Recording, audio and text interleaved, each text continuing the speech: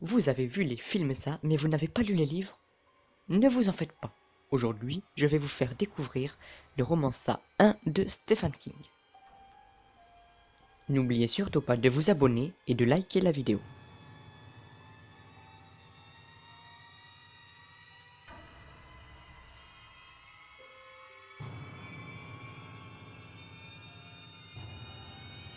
Le récit commence par la scène culte de la mort du petit Georgie lors du mois d'octobre de 1957.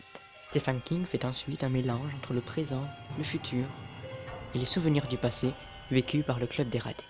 Mike Conlon, qui est le seul resté adhéré depuis leur enfance, décide de rappeler le reste du club des ratés pour vaincre ça.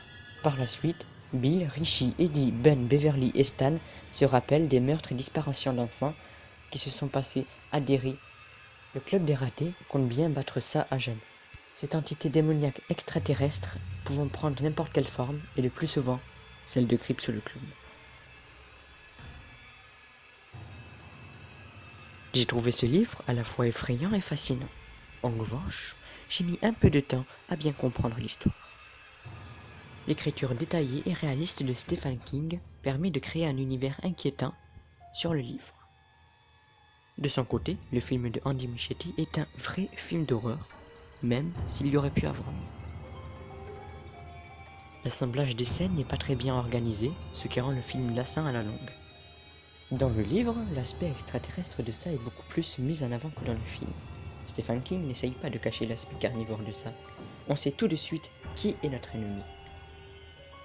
Dans le roman, on apprend que ça a des enfants et que c'est donc une femelle. Ça se nourrit d'enfants et surtout de leur peur. Essayant de survivre, il décide de se venger du club des ratés qui lui a fait connaître pour la première fois la peur. Alors que dans le film, le personnage de ça, joué par Bill Skarsgård, est plutôt manipulateur, voire charmant. Il attire les enfants grâce à son apparence de clown. Ses gestes et son discours sont vicieux et empreints de danger. Son apparence de départ n'est pas très rassurante, mais ses dents de castor, sa lèvre pendante formant un grand sourire clownesque, s'accompagnant parfaitement à ses yeux bleus brillants, le rend rigolo. Enfin, en apparence. Stephen King nous montre un club des ratés plutôt délaissé. Il les compare à des sortes d'élus. Ce roman nous fait part d'une vision très intime de la bande. On voyait bien qu'ils sont sous l'emprise de ça. Dans le film de ça, Andy Muschietti crée un club des ratés à peu près pareil que celui de Stephen King, mis à part quelques différences.